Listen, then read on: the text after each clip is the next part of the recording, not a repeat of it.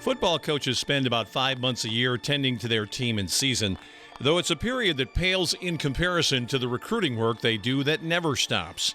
But here in the dead of the toughest West Michigan winter in recent history, Matt Mitchell and his crew can now dial back a little bit after signing 33 players from the high school graduating class of 2019. We do a really good job identifying prospects and closing on guys.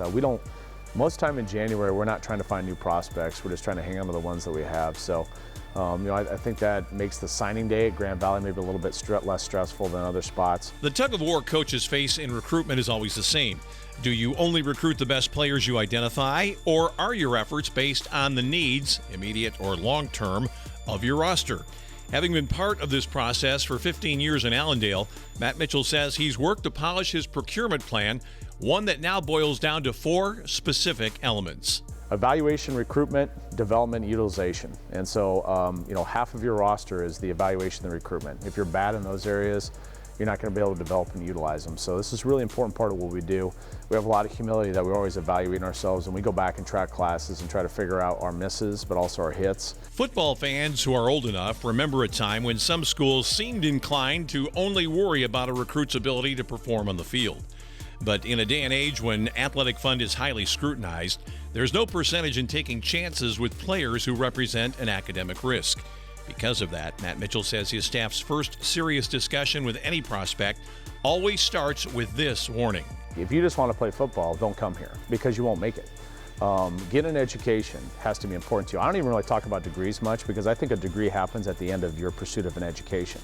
So we have to find guys that are motivated to get an education. That has to be part of the process here. Otherwise, they will not survive on this campus. Despite the loss of 22 seniors at the end of 2018, there's not a great likelihood of early acclaim for even the most talented of newcomers at Grand Valley. Mitchell knows the first year of college is especially difficult for his recruits, many of whom are away from home for the first time, while also facing the prospect of little game time. Because of that, a plan is put into place immediately upon arrival for the newest Lakers. In fall camp, we have all true freshmen. They live in a dorm for 3 weeks with an upperclassman. I think that's helped immensely, that they're not isolated, that they're with somebody that's been through the program and been through their situation. I tried very, very hard as a head coach to meet with the freshmen individually multiple times the first semester to continue to try to form a relationship. You're not playing, but you're still important to this program. It's worth noting that of the 33 incoming freshmen this year, there's only 1 quarterback, 1 running back, and 1 kicker. The Lakers went in heavily for tight ends, interior linemen on both sides of the ball, and defensive backs.